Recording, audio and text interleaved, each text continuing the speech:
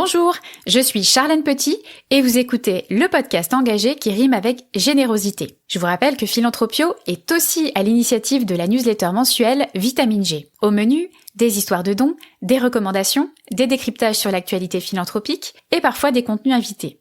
Pour s'abonner, rendez-vous en description ou au www.philanthropio.com. Tu es le nouveau Rockefeller, un philanthrope. Qu'est-ce que ça veut dire? Ils veulent changer le monde. Quelle drôle d'idée. Dans un esprit philanthropique. Vous me répétez? Philanthropique. Philanthropique. Je vais donner un peu de pognon. Et finalement, quand beaucoup de gens aujourd'hui me disent « Mais comment fais-tu pour avoir cette humanité ?» Eh bien, je leur réponds très simplement, je leur dis « C'est ce goût de l'amour. Ce goût donc qui m'a poussé à me mettre au service de la communauté, à faire le don de soi. » S'emparer d'un mot qui porte l'amour de l'humanité comme message, en saisir tout le sens et la complexité en toute simplicité, découvrir des hommes et des femmes qui s'engagent, écouter leurs histoires et enchanter le monde avec authenticité. Bienvenue dans Philanthropio, le premier podcast francophone qui raconte la philanthropie et dans lequel je vais à la rencontre de ceux qui la font. Avant de vous embarquer dans les coulisses d'un métier souvent ignoré et parfois incompris, j'aimerais vous parler de Altrui qui soutient ce podcast avec cœur et bienveillance depuis maintenant 8 mois. Et sans qui je ne pourrais pas continuer ma mission, celle de vous dévoiler toutes les facettes de la philanthropie. Altrui, c'est le croisement de l'innovation et de l'altruisme à travers des initiatives inédites et 100% digitales. L'association a déjà à son actif l'organisation du premier marathon caritatif mettant l'audio au service de causes et ONG, ainsi que la première collecte de fonds d'envergure sur LinkedIn. Pour ne pas manquer son prochain coup, suivez-la sur les réseaux sociaux. Aujourd'hui, direction la rue, en compagnie de Julien Bosch, PDG de l'agence Cause à Effet, pour découvrir le job de recruteur-donateur. Vous aussi, vous avez déjà changé de trottoir à la vue d'une sollicitation pour vous proposer de soutenir une association ? Ou éviter tout contact visuel avec un recruteur de peur d'être pris pour cible, sans doute par manque de temps, par inconfort ou méconnaissance. Dans cet épisode, je vous propose de mettre les préjugés de côté pour faire un tour d'horizon du métier. Et je fais le pari qu'après l'avoir écouté, vous ne verrez plus les choses de la même manière. Bonne découverte! Bonjour Julien. Bonjour Charlène. Comment vas-tu? Eh ben écoute, en pleine forme. En pleine forme, bien occupé. Et oui, on a pas mal de travail en ce moment. Aujourd'hui, on va parler d'un métier assez méconnu et pourtant auquel nous avons tous été confrontés au moins une fois dans notre vie. Il s'agit du recruteur-donateur. Vous savez, cette personne qui vous alpague à la sortie du métro ou au coin d'une rue pour vous sensibiliser à une cause et vous convaincre d'y contribuer en tant que donateur mensuel. Alors, on a tous mis un vent au moins une fois à un recruteur-donateur, de manière plus ou moins systématique. C'est un métier exigeant et qui a pourtant mauvaise presse, donc c'est ce qu'on va décrypter aujourd'hui. C'est un métier que tu connais très bien, puisque tu l'as exercé toi-même pendant 4 ans chez ONG Conseil, avant de créer ta propre agence Cause à Effet en 2009, aujourd'hui leader du street fundraising en France. Et depuis, tu as travaillé avec 26 associations partenaires comme Action contre la faim, la Fondation Abbé Pierre, les Restos du Cœur, Médecins sans frontières, Médecins du Monde, etc., etc. Chaque année, vous réalisez près de 200 missions dans une vingtaine de villes et rien ne te prédestinait à faire ce que tu fais aujourd'hui avec passion, puisque tu as commencé ta carrière en tant qu'acheteur international pour une société qui fabrique des moteurs électriques. Qu'est-ce qui s'est passé, Julien? Comment t'es tombé dans la marmite du fundraising, du street fundraising? Effectivement, c'est très atypique. Donc, moi, très simplement, je suis quelqu'un qui, depuis très longtemps, en tout cas, est assez engagé dans le domaine associatif. Alors, j'ai toujours plaisir à dire que j'ai commencé mon engagement à 4 ans, quand avec la WWF avait fait une intervention dans mon école et il nous avait amené, en tout cas, à aller nettoyer les rivières en bas de chez nous. Donc, voilà, c'est là où mon engagement associatif a commencé. Moi, j'avais le petit macaron, l'autocollant WWF collé sur mon bureau, comme beaucoup de gens de mon époque, en tout cas, avaient ça. Je sais pas si c'était ton cas, mais en tout cas, c'était le mien. Donc, ça a toujours fait partie, en tout cas, de mon éducation, aussi d'avoir une sensibilité sociale par rapport aux inégalités. Et puis, je faisais partie de ces enfants, qui quand ils regardaient à la télé des baleines se faire trucider, quand ils voyaient des gens qui mouraient de faim, etc., qui disaient, qu'est-ce qu'ils font les grands, quoi?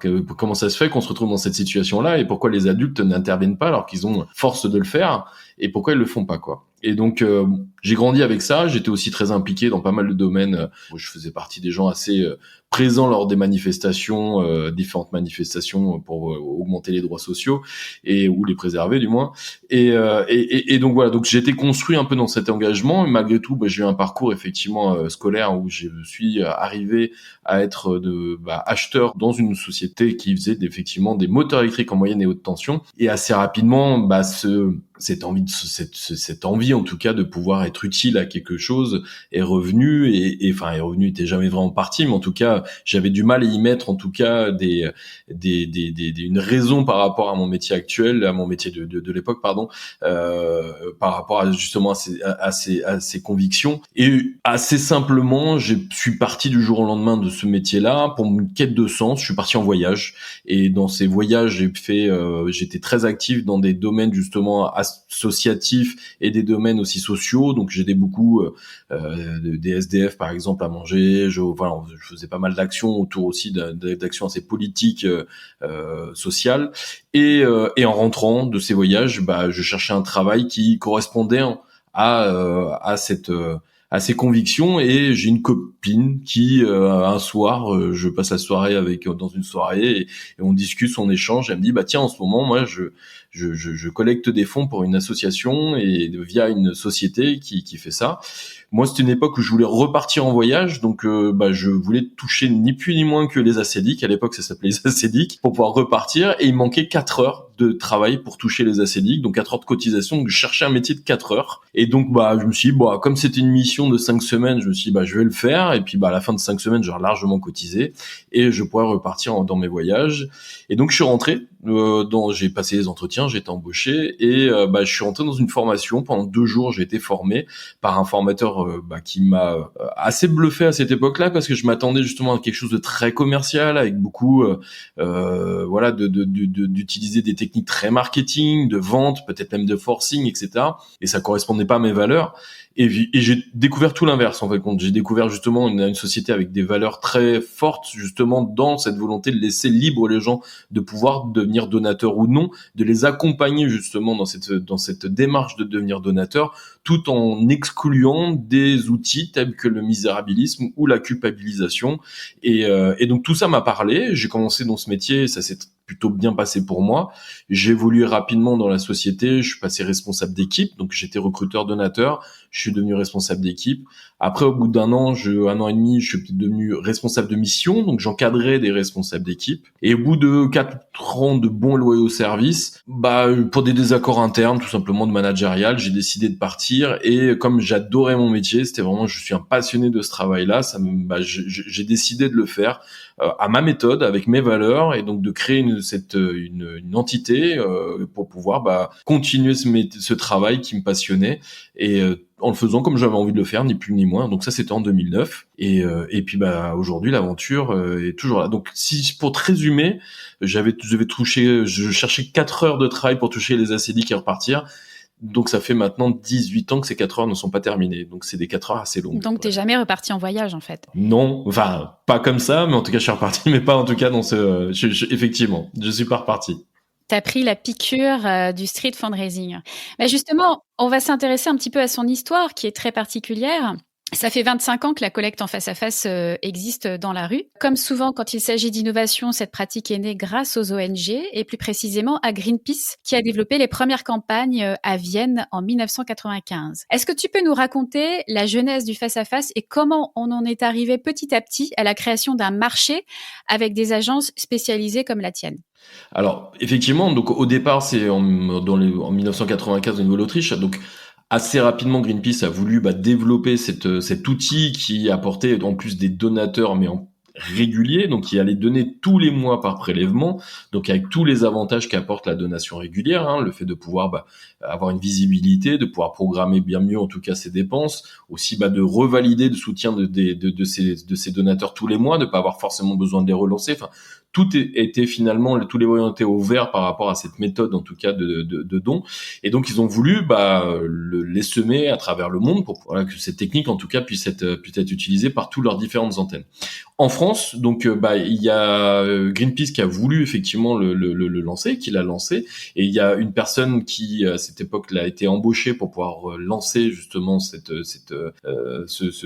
système-là à l'intérieur de Greenpeace. Donc, un certain Jean-Paul Kogan-Recoin, et qui, au bout de quelques années, assez rapidement, est parti et a vu effectivement que c'était quelque chose qu'il pouvait proposer à d'autres associations. Et il a donc créé une société, la société ONG Conseil, qui pendant très longtemps, jusqu'en 2022 en tout cas, était le leader du marché de la collecte de fonds en face à face. Et donc ça, c'était en 2004.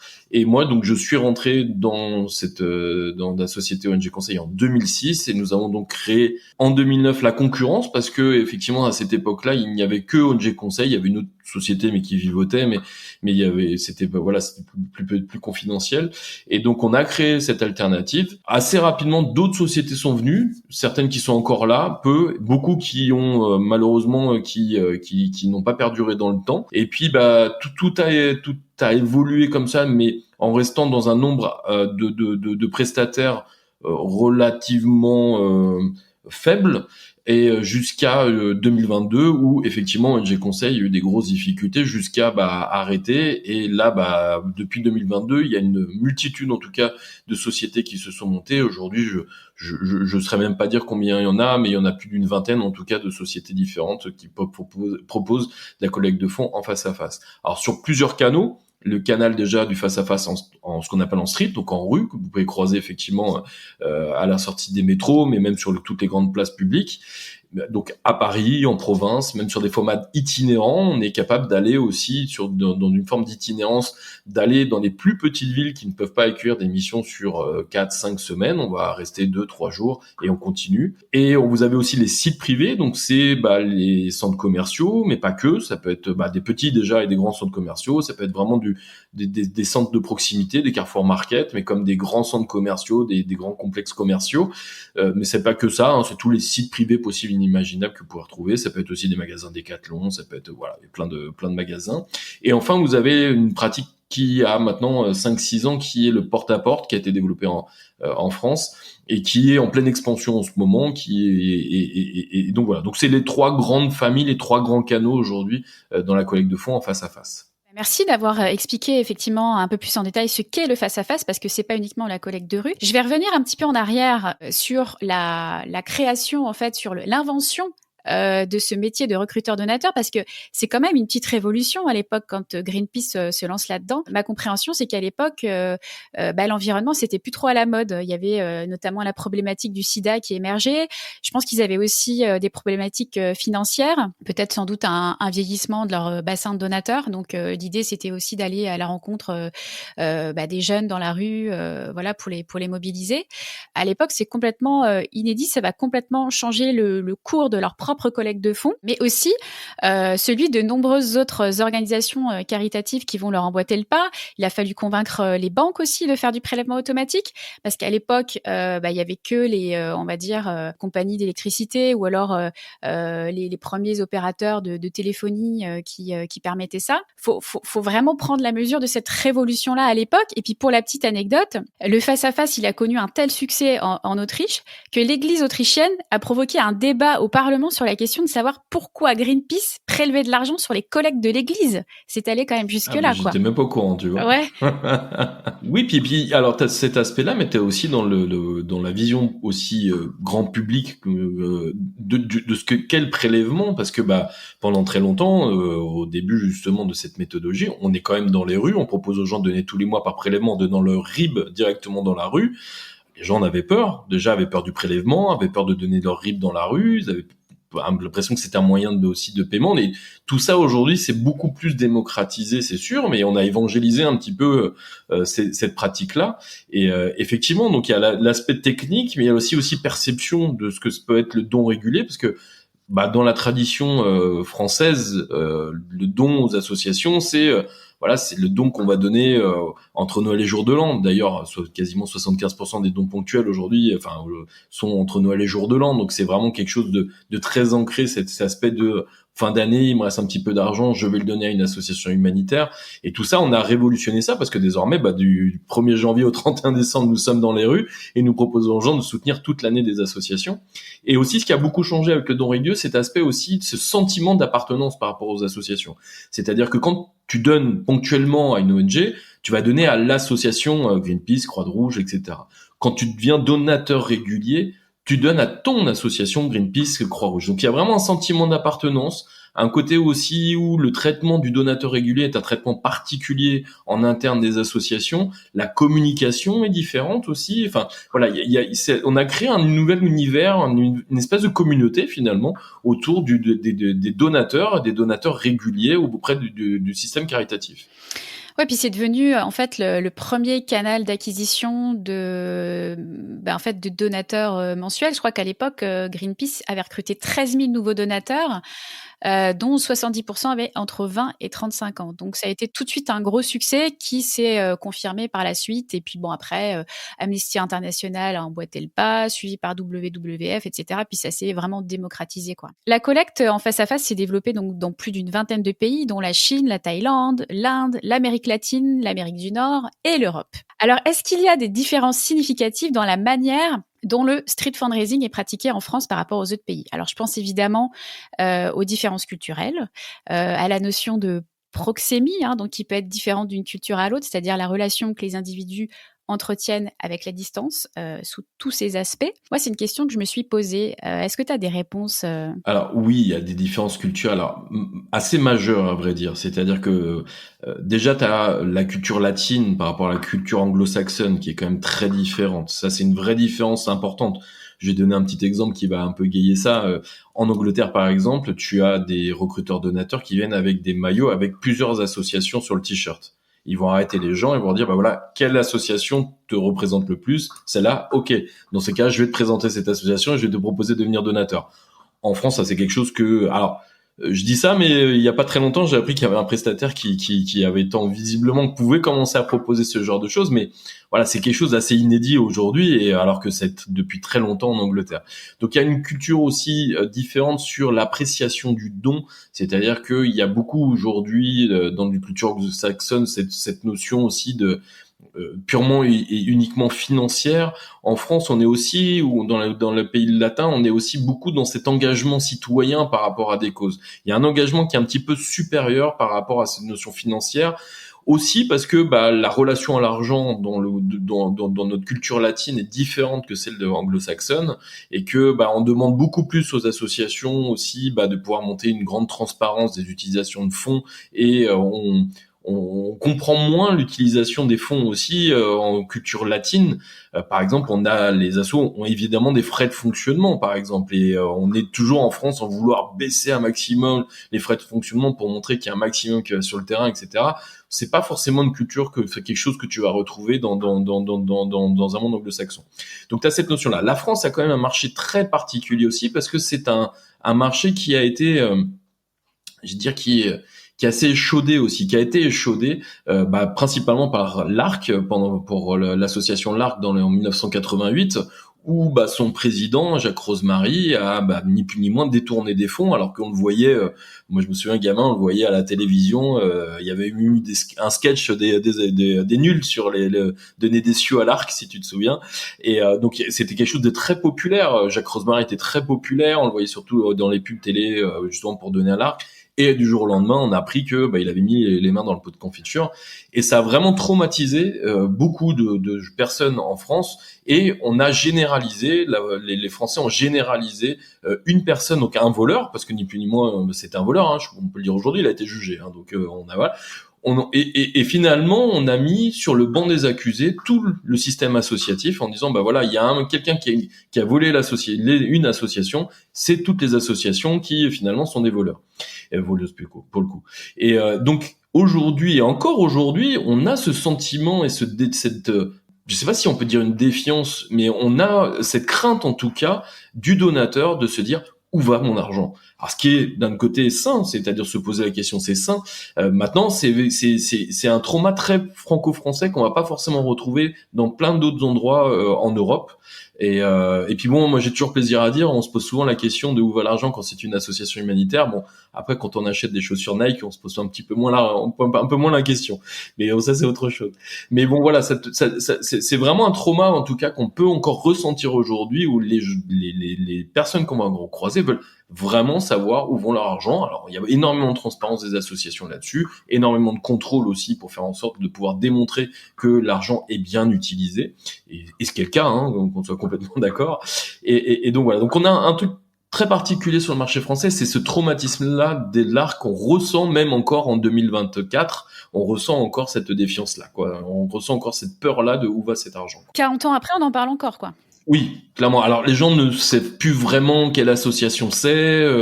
On a des confusions. Puis bon, on entend toujours du oui. J'ai ma grande tante qui m'a dit qu'elle connaissait un beau-fils qui travaillait à telle association où il y a eu des détournements de fonds, etc. Et puis bon, quand on creuse un peu, c'est des bruits de couloir.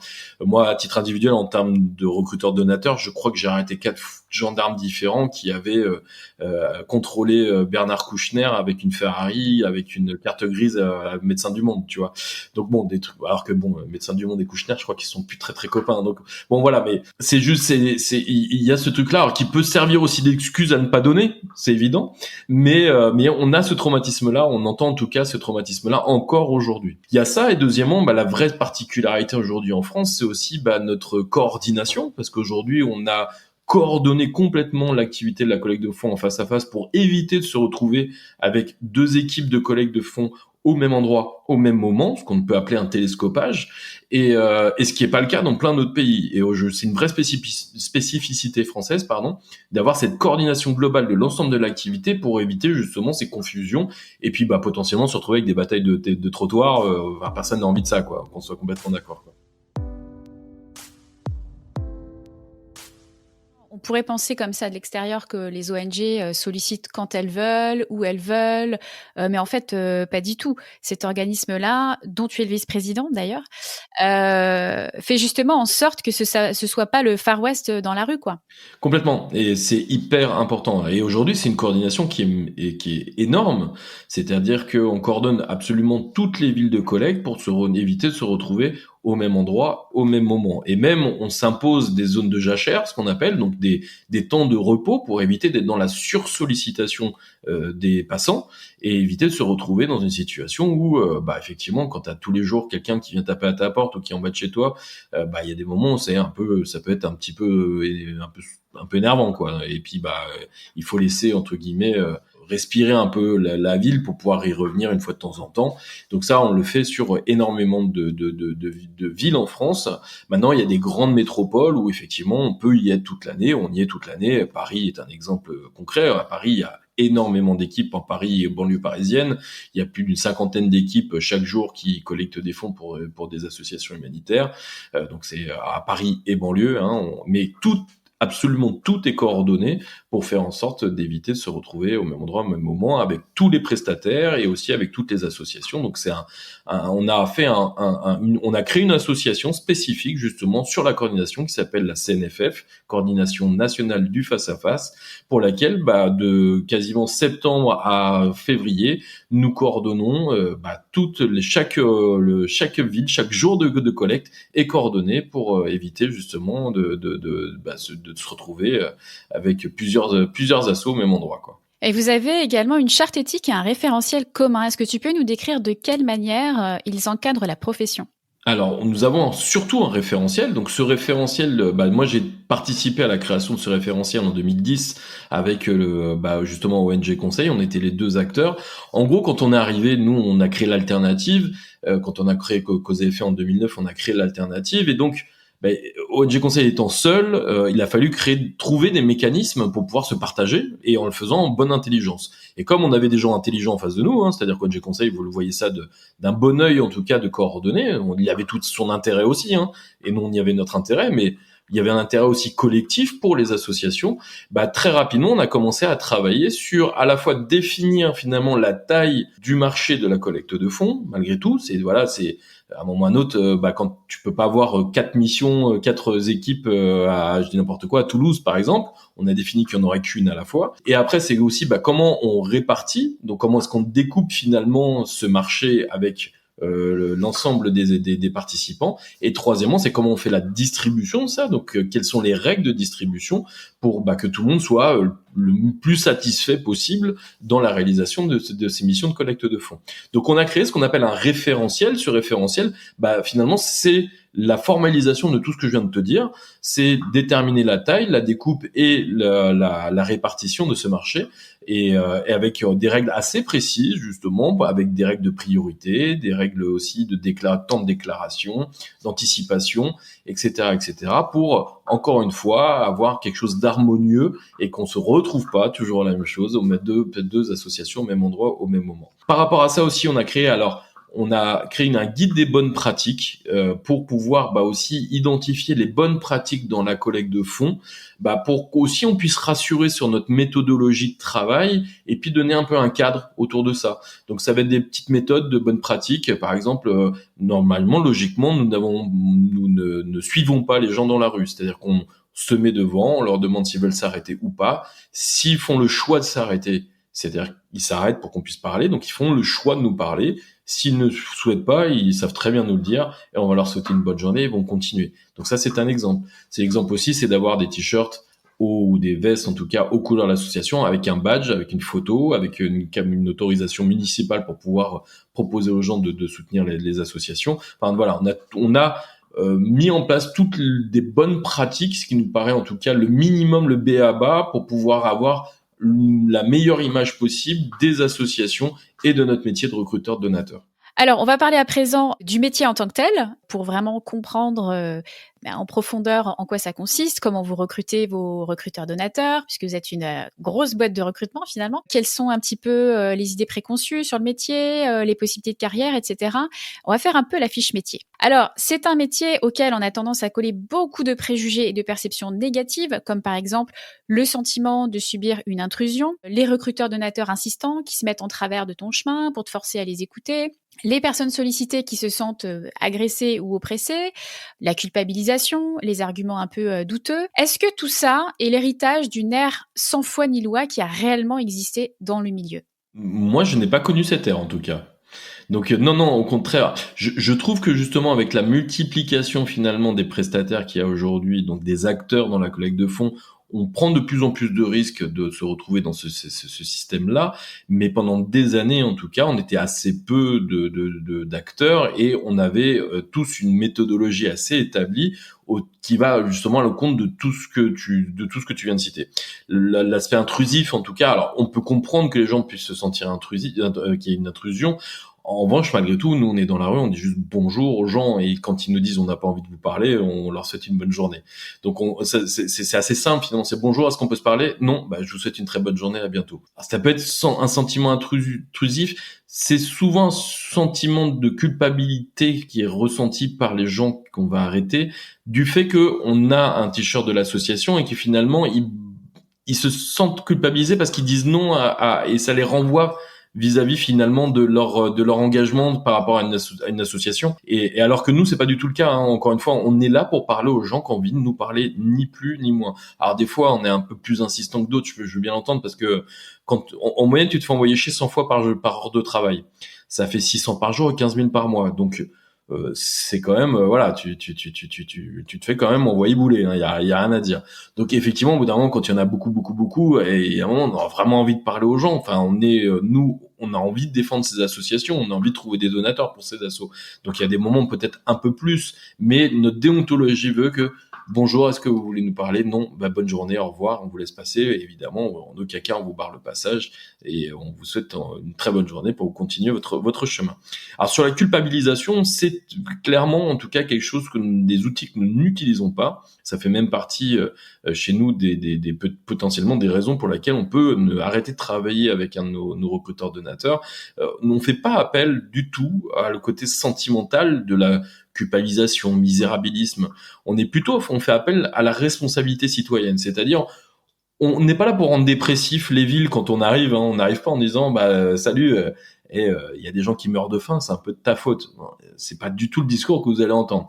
Le discours, ça va plutôt dire bon, t'es au courant qu'il y a des gens qui meurent de faim. Ok, moi je travaille pour une association qui lutte contre ça et qui met en place des missions. Voici les missions que nous mettons en place.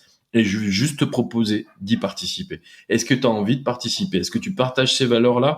Et la meilleure façon de participer à ça, vu que t'as pas le temps, toi, à Paris, de partir au fin fond du monde pour aller aider des gens qui sont qui meurent de faim, et en plus, c'est pas ta formation, donc tu sais pas forcément bien le faire.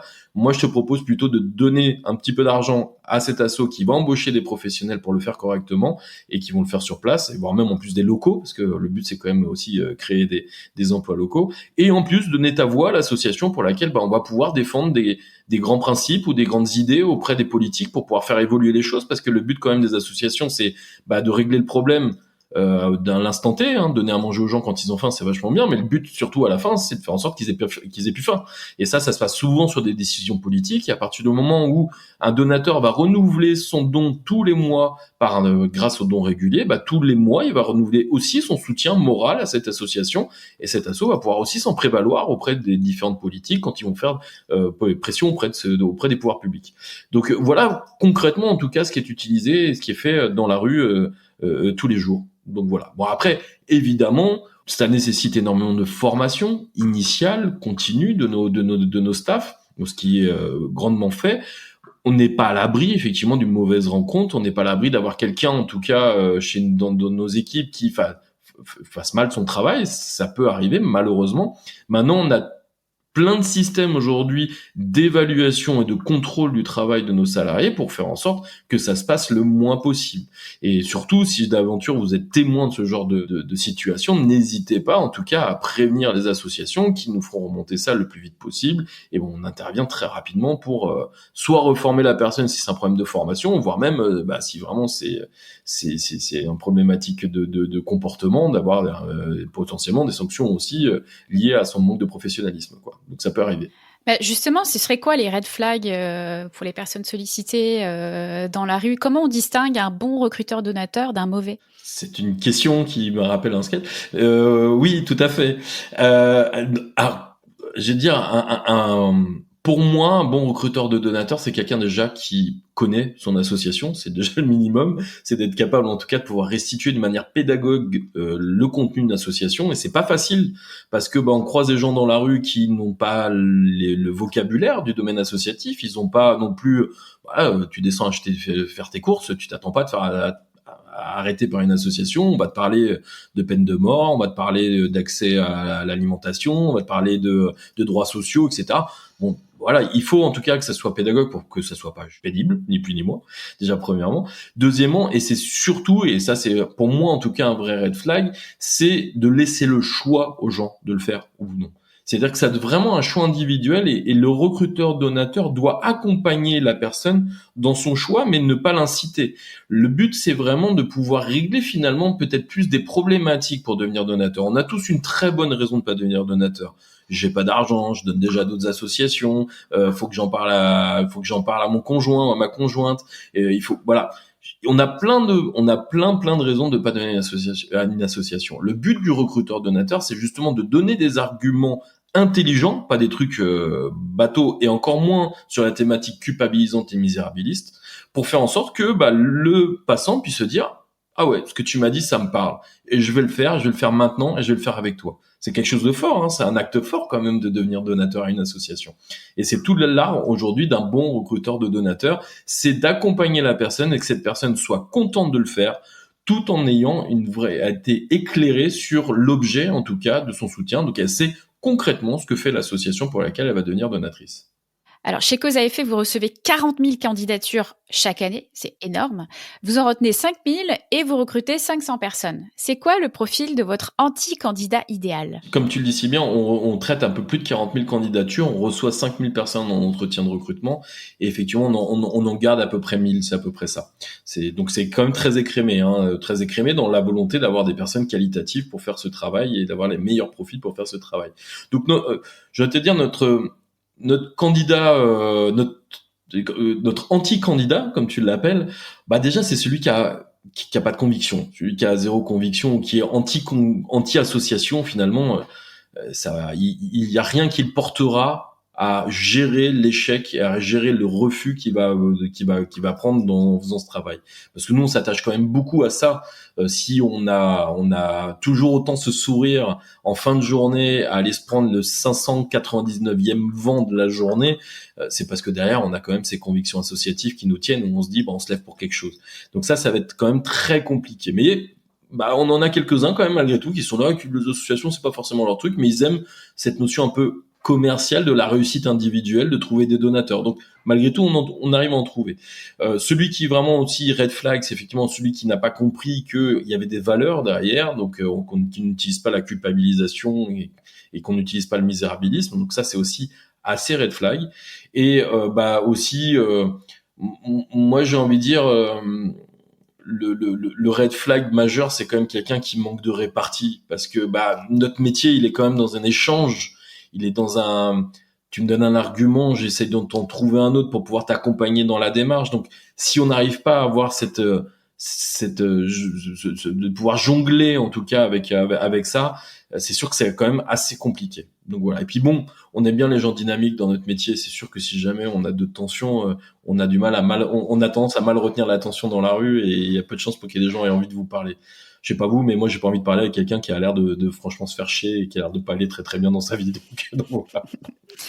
Tu parlais de conviction à l'instant. Est-ce que les profils militants, c'est un no-go ou Très, très excellente question. Alors plutôt oui, malgré tout ce que on peut croire.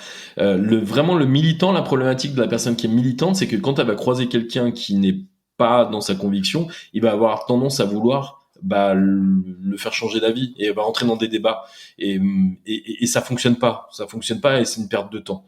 Et nous, notre travail, c'est vraiment de trouver des personnes qui ont envie de nous parler, qui sont déjà sensibles au travail des associations, et leur donner l'opportunité de devenir donateurs, mais aussi potentiellement leur faire sauter les derniers petits verrous qui ont fait que individuellement ils ont un petit truc qui fait que ils l'ont jamais fait par eux-mêmes. On se lève pas un matin en se disant tiens, je vais aller sur le site internet d'une association et puis je vais leur donner tous les mois par prélèvement. Souvent on croise quelqu'un qui nous propose de le faire, et on a toujours un petit verrou, un petit truc qui nous dit j'ai pas envie, voilà. Et nous on est là justement pour dire attends, ce verrou on va le discuter ensemble, et je vais donner des éléments pour le faire sauter, et je vais te faciliter la vie parce qu'on va remplir le bulletin de soutien ensemble, et je vais m'occuper de tout l'aspect administratif, tu n'auras absolument rien à faire. Souvent, les recruteurs sont perçus comme des travailleurs temporaires ou précaires, plutôt jeunes, plutôt étudiants. Est-ce que c'est vraiment un métier où on peut faire carrière ? Alors, c'est une excellente question. Alors, c'est un métier effectivement qui a qui a une précarité, c'est évident, parce qu'aujourd'hui il y a quand même beaucoup de prestataires qui utilisent des CDD à répétition. Malgré tout, il y a aussi aujourd'hui des possibilités de CDI. Chez Cause à effet, par exemple, nous proposons les deux types de contrats. Donc, il y a quand même des possibilités de rentrer dans un côté indéterminé. Maintenant, force est de constater effectivement que ce métier, quand même consacré et plutôt retient l'attention des personnes les plus jeunes, parce qu'on est dans la rue, parce que déjà c'est aussi un peu fatigant. C'est aussi, il faut faire preuve aussi d'une grande conviction pour pouvoir tenir moralement par rapport à la gestion de cet échec, la gestion du refus, c'est surtout ça. Donc, je pense qu'il y a une croyance un peu populaire aussi autour du job étudiant, ni plus ni moins, mais tous les jours, on a des gens qui viennent faire ce travail-là et qui le font toute l'année. J'en suis le parfait exemple. Je suis rentré dans ce travail il y a maintenant 18 ans, et 18 ans plus tard, je suis encore. Alors, j'ai évolué dans mes fonctions, c'est une certitude, mais pendant très longtemps, j'ai été dans la rue, et c'est un beau métier. Je suis pas sadomaso, c'est-à-dire que si jamais je suis resté, c'est que ce travail est quand même super sympa. On rencontre des gens extraordinaires dans la rue, on fait des super belles rencontres, et ça plaît à beaucoup de gens finalement de faire ce travail. Et de plus en plus, on a toute typologie de personnes qui vont venir le faire. On a un recruteur donateur chez nous qui a 55 ans, et notre première recrutrice qui vient faire une mission 1 ou 2 missions par an, qui a 76 ans et qui vient faire des missions par-ci par-là avec nous. Et donc, vous avez une doyenne? On a une doyenne, ouais, extraordinaire, bon, qui vient de moins en moins parce qu'effectivement ça devient fatigant, mais oui. Après, c'est un métier qui est exigeant, hein, forcément un peu physiquement. Quand effectivement il fait froid, on est dans la rue, bah voilà. Quand il fait chaud, c'est même encore plus difficile parce qu'on a du mal à se protéger plus de mal à se protéger du chaud que du froid. Maintenant, on a aussi des missions dans les sites privés où là, pour le coup, c'est un peu plus confort parce qu'effectivement, bah il y a la climatisation, il y a les toilettes, vous pouvez acheter à manger si jamais vous avez faim, vous avez même la sécurité si vous avez peur un peu de cet aspect-là. Et donc voilà. Donc on trouve notre public un petit peu partout, mais force est de constater effectivement qu'à 80-90% en tout cas des effectifs ont moins de 35 ans. On est plutôt sur la Gen Z, effectivement, sur nos recrutements que sur la génération senior, c'est sûr. On va s'intéresser maintenant à la formation. Comment sont formés vos recruteurs donateurs? Quelles sont les méthodes et techniques que vous leur enseignez pour susciter l'intérêt des passants et encourager les dons? Comme je te le disais en amont, il y a 2 phases de formation. Formation initiale, donc c'est 2 jours en salle, donc on s'enferme dans une salle de formation, ni plus ni moins. Et donc on va aborder plein de sujets, c'est 2 jours très denses. Donc déjà, on va aborder comment déjà l'association. Déjà, on va parler quand même quasiment une bonne demi-journée de l'association. On va rentrer vraiment en profondeur sur l'objet social de l'association avec des exemples. On a même souvent des personnes des associations qui viennent faire des interventions pour faire un focus sur leur profession, sur ce qu'ils font, etc., etc. C'est très très intéressant. Derrière, après, on va rentrer sur la partie plutôt technique du recruteur donateur. Donc c'est comment aborder les personnes dans la rue, comment est-ce qu'on leur dit bonjour, comment est-ce qu'on fait en sorte qu'on essaie de les arrêter. Après, c'est comment est-ce qu'on présente le travail de l'association, donc comment on synthétise le travail de l'association pour laquelle on travaille. Après, c'est comment est-ce qu'on propose aux gens de soutenir l'association par le biais d'un don régulier, donc en donnant une somme tous les mois par prélèvement. Derrière, souvent, c'est le moment où la personne va vous donner sa peur, crainte, doute de devenir donateur. Encore une fois, on a tous une bonne raison de devenir donateur. Et cette peur, crainte, doute, nous, on va essayer d'y répondre en les accompagnant et en trouvant des éléments intelligents de réflexion pour qu'ils puissent passer le pas de devenir donateur. Et enfin, c'est comment est-ce qu'on remplit un bulletin de soutien. Donc, c'est ni plus ni moins que la traduction physique sur une tablette du soutien du donateur. C'est une autorisation de prélèvement qu'on va remplir directement avec la personne dans la rue. Et puis voilà. Donc ça va durer sur une journée, donc l'après-midi du premier jour et la matinée du deuxième jour. Et l'après-midi du deuxième jour, on fait des mises en situation, c'est-à-dire qu'on pousse les tables et les chaises de la salle, on transforme la salle dans une rue miniature et on va s'entraîner, on va se coacher, on va s'échanger entre nous, en tout cas, les différentes méthodologies pour, encore une fois, commencer à appréhender ce métier de recruteur donateur. Et donc après, tout le long de la vie tout le long de la carrière du salarié, il va avoir donc plein de petits éléments de formation. Donc déjà, il a un responsable d'équipe avec lui tous les jours, qui lui est un recruteur aguerri et qui va pouvoir lui transmettre aussi des méthodologies, lui transmettre aussi ses connaissances et son savoir. En plus, on met en place des exposés le matin. Donc tous les matins, il y a une personne différente de l'équipe qui est en charge de faire un petit exposé de 5 minutes sur un focus sur le travail du travail de l'association pour enrichir les connaissances sur l'association. Ça permet aussi d'être un petit truc qui se dit tiens, le matin, l'exposé de mon collègue, ça m'a touché, j'ai envie de me battre aujourd'hui aussi pour ça. C'est un élément aussi de motivation.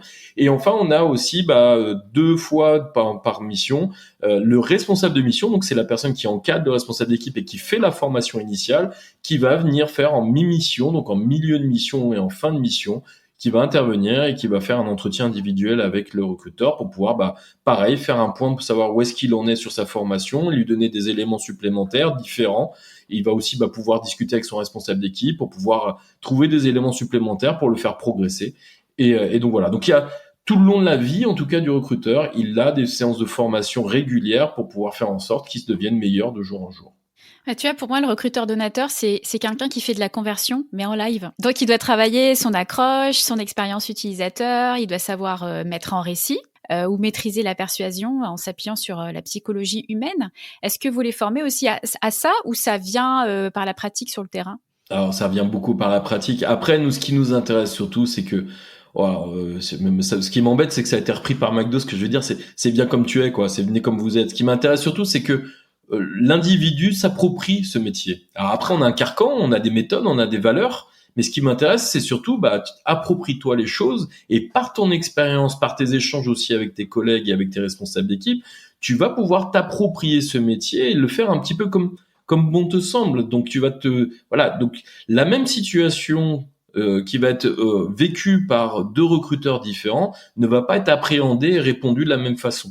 Après, on a encore une fois des valeurs très fortes sur sur plein de méthodologies et de la méthodologie. Donc il ne doit pas sortir de ces méthodes, de ces valeurs-là, il doit garder ces valeurs-là, mais tant qu'il est dans les valeurs de nos méthodes, j'ai envie de dire, il est relativement libre de pouvoir utiliser ces techniques qui lui semblent en tout cas le plus appropriées à l'instant T, quoi. Maintenant, c'est pas la conversion à tout prix. C'est pour ça d'ailleurs que nos salariés ne sont pas rémunérés aux variables, ils sont rémunérés exclusivement fixes pour éviter de se retrouver dans une situation où je vais tordre un petit peu les choses, je vais utiliser des chemins de traverse qui va faire que je vais te forcer un petit peu à devenir donateur parce que en dépend moi ma rémunération. Donc chez Cause AFL, le recruteur donateur qui trouve 0 donateur ou qui en trouve 10, il sera payé exactement la même chose. Ouais, donc le fond, c'est un peu le tronc commun à chacun, mais la forme lui appartient. C'est-à-dire qu'il apprend pas des scripts ou des phrases toutes faites, quoi. Non, surtout pas. Moi, je veux vraiment, c'est pas des panneaux publicitaires. Moi, je veux vraiment que chaque personne puisse apporter, en tout cas aussi, son envie de défendre l'association dans sa vision de comment est-ce qu'il va le défendre. Maintenant, encore une fois, on a un carcan de valeurs fortes pour pouvoir avoir une uniformité de fond de message, mais en tout cas, sur la forme, il faut que chacun s'approprie les choses, quoi, ni plus ni moins. Il y a rien de plus humain, justement, quand tu t'appropries quelque chose. Et les gens dans la rue, ils ont besoin de quoi? Ils ont besoin de sincérité. C'est la sincérité qui va faire la différence. Parmi les qualités essentielles à avoir pour faire ce métier, c'est la résilience et le détachement. Tu le dis toi-même à la blague, que même le plus gros dragueur de Paris ne se prend pas autant de vestes qu'un recruteur donateur. Alors, comment maintenir la motivation et l'enthousiasme des recruteurs dans un environnement où le rejet est fréquent? Alors c'est la vraie difficulté. C'est très psychologique entre guillemets. Enfin, ça vient beaucoup de comment est-ce que tu appréhendes ton travail. Bon, déjà évidemment, quand tu viens faire recruteur donateur, c'est marqué sur le papier, tu sais que tu vas avoir à affronter ça. Le mec qui vient en se disant, moi je dis un bonjour, un donateur, en général il vient pas. Donc celui qui aime pas se faire envoyer barrer, il postule même pas chez nous. C'est une certitude. Bon, déjà sur le papier, tu sais que ça va se passer comme ça. Maintenant, c'est comment est-ce que et nous c'est aussi notre métier dans notre formation, c'est comment appréhender la gestion du refus et la gestion de l'échec, on peut l'appeler comme ça, mais c'est surtout la gestion du refus. Alors c'est un peu une position, psychologique, c'est-à-dire de se dire, nous, ce qu'on apprend à nos recruteurs, c'est de dire, les chiffres parlent d'eux-mêmes, en fin de compte.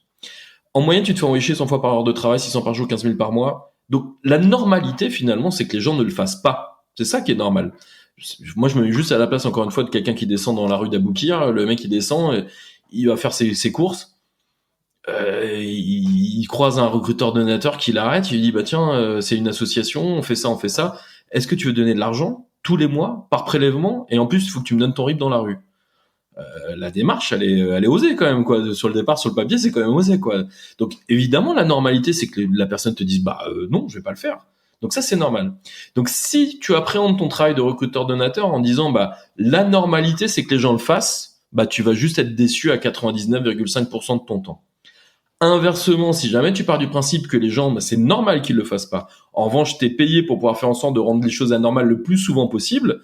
À chaque fois que tu vas trouver un donateur, c'est ton meilleur ami du moment. Je t'assure que c'est une fête, mais comme jamais tu as. Et j'ai des souvenirs vraiment où il y a des personnes dans la rue. Moi, je leur ai demandé si je pouvais leur faire la bise tellement que j'étais heureux après avoir passé 2 heures à batailler, à discuter, voilà. Et d'un seul coup, je trouve la perle, la pépite. Je dis, c'est un sentiment de satisfaction qui est énorme. Et quand on en trouve 6, 7, 8 dans la journée, là, c'est carrément, on plane au-dessus des pavés, on marche même plus, on vole au-dessus du pavé. Il y a vraiment un sentiment de gratification qui est très important autour de justement de ça. Sachant qu'encore une fois, on sait que le travail qu'on mène tous les jours, on n'est pas là en train notre travail, c'est trouver de l'argent pour aider des gens qui sont foncièrement, qui ont des vrais problèmes, quoi. Et notre engagement fait qu'on est là aussi pour ça. Donc, à chaque fois qu'on trouve un donateur, on sait qu'on aide des gens. Et en même temps, comme tu dis, c'est un métier de rencontre. Il y a aussi du beau et la magie qui opère parfois. As-tu des anecdotes ou des expériences marquantes qui témoignent de la beauté de ce métier? Alors, écoute, Charles, je vais même avoir du mal à en trouver tellement qu'il y en a qui me sautent à la tête dès qu'on me demande ça, parce que Les gens ont une mauvaise appréhension du travail de recruteur-donateur parce qu'ils nous voient en train de nous faire envoyer bouler. Effectivement, c'est une réalité.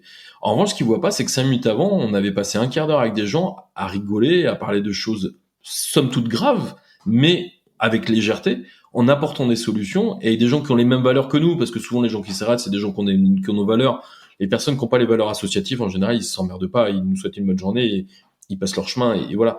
Et finalement, on passe notre journée à rencontrer des gens extrêmement sympas. Alors, qu'est-ce que je peux avoir comme anecdote qui me vient à la tête? Moi, la rencontre la plus émouvante que j'ai pu avoir, elle était à Hôtel de Ville à Paris. Je travaillais pour Handicap International et j'ai une personne qui s'arrête et qui était hémiplégique, visiblement, qui avait eu un AVC et qui était quand même très marqué par son handicap. Et donc, je lui raconte ce qu'on fait parce que voilà. Et il souhaite devenir donateur. Donc, je remplis un bulletin de soutien. À l'époque, il n'y avait pas de tablette, c'était avec les papiers stylos, c'était il y a quelques années de ça. Et donc, je remplis ça. Et à la fin, donc, je lui demande son RIB et il avait une banane et comme il avait des problèmes de motricité, il me dit, bah, tiens, c'est dans ma banane, serre-toi. Donc, je me sers, je trouve, je remplis, etc. Et pareil, pour signer, donc, le bulletin de soutien, donc, je lui donne le stylo et avec beaucoup de difficultés, il signe il signe le bulletin de soutien. Je lui donne son double et là il m'a regardé et il y a eu un regard il y a une larme dans son regard. Il y a vraiment une larme qui a coulé sur sa joue et il m'a dit merci beaucoup pour ce que tu fais, ça aide les gens comme moi. Et il est parti. Je t'assure que derrière les 15 minutes qu'on suivit, j'ai couru mais il y avait le feu dans la rue tellement que je voulais trouver des donateurs, c'était un truc exceptionnel.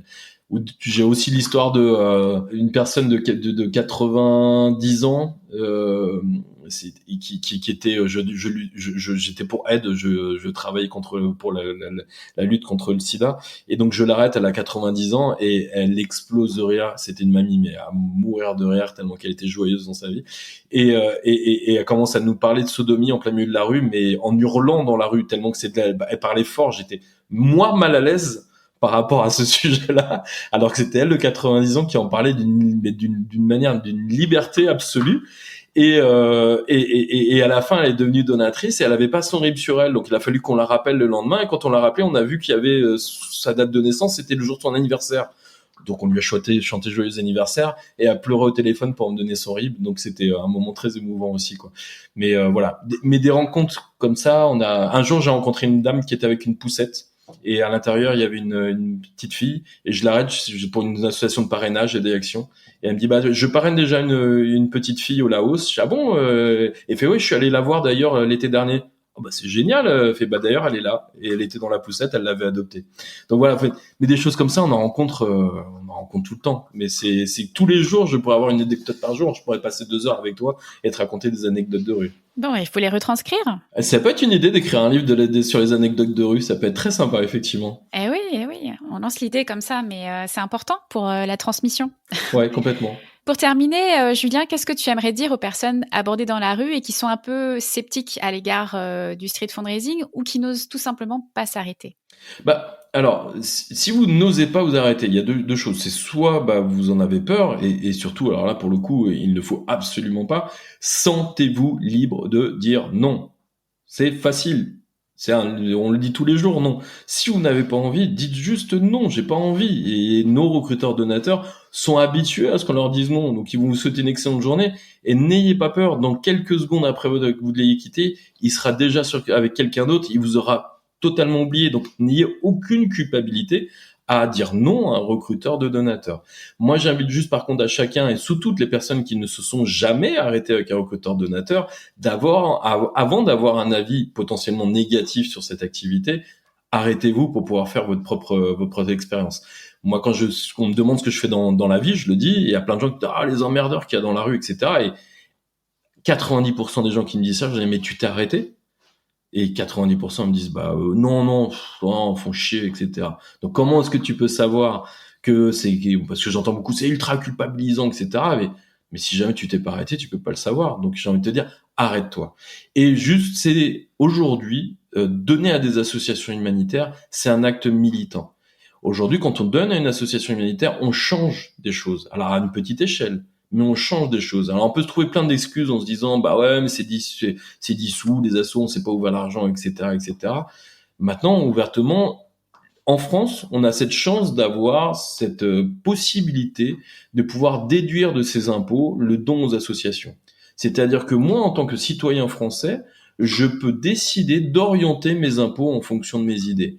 Certaines associations, c'est 75% de votre don. C'est-à-dire les 3/4 des dons que vous allez donner, finalement, c'est de l'argent que vous auriez dû donner aux impôts et que vous dites à monsieur impôt, écoutez, non, je sais pas trop ce que t'en fais, et puis des fois, tu fais des trucs que j'ai pas très envie, là, je préfère prendre ça et le donner à une association humanitaire qui va aider des gens qui sont foncièrement, qui en ont besoin, quoi. Donc je pense qu'aujourd'hui, c'est presque, je vais pas dire un devoir, parce que ça serait peut-être quelque chose de très fort, mais on a cette chance, nous, en qualité de Français, personne quand même, on est dans un pays riche par rapport au reste du monde, on a cette chance déjà de pouvoir se positionner. Il y a plein d'endroits dans le monde où on n'a pas le droit de se positionner, on n'a pas le droit de parler, on n'a pas le droit de dire ce qu'on pense. Et deuxièmement, on a cette possibilité aussi par notre richesse de pouvoir faire en profiter des personnes qui sont, encore une fois, qui en ont des vrais besoins, quoi. Donc pour moi, en tout cas, je pense que c'est, moi, à titre individuel, pour moi, c'est un devoir. Je donne avec quasiment 18 associations par le don régulier parce que je paye des impôts et que ça me paraît simple de pouvoir le faire. J'invite vraiment toutes les personnes, que ce soit via les recruteurs donateurs, mais via d'autres méthodologies, en tout cas, de s'impliquer, parce que donner, c'est s'exprimer. Donc, exprimez-vous sur des grandes causes qui concernent tout le monde, que ce soit l'écologie, que ce soit l'accès aux soins, que ce soit l'accès à l'alimentation, aux droits humains. Il y a plein de façons aujourd'hui de pouvoir s'exprimer, et faites-le en donnant à des groupements d'hommes et de femmes qui sont des associations et qui tous les jours œuvrent et d'une manière professionnelle à faire en sorte que notre monde soit un petit peu meilleur. Quand je t'écoute, moi ce que je retiens, c'est que ces perceptions négatives qu'on entend souvent, elles sont fondées en fait sur rien du tout, puisque si 90% des gens ne se sont même pas arrêtés au moins une fois pour en faire l'expérience, c'est vraiment que les on-dit, finalement des espèces de phrases un peu toutes faites comme ça qu'on entend et qui circulent sans jamais avoir expérimenté la chose. Donc, j'espère que, chers auditeurs, après avoir écouté cet épisode, vous aurez envie de vous arrêter. Dans le meilleur des cas, vous deviendrez donateur mensuel et dans le pire des cas, vous aurez eu une belle conversation avec un recruteur donateur. Merci beaucoup, Julien Bosch. Merci énormément, Charlène. Merci beaucoup d'avoir écouté Philanthropio. Vous avez aimé l'émission ? Dites-le moi avec 5 étoiles et des commentaires sur l'application Apple Podcast. Vous pouvez retrouver également tous les épisodes sur philanthropio.com. Si vous souhaitez réagir, écrivez-moi à charlène@philanthropio.com. À bientôt pour dérouler le fil de nouveaux récits.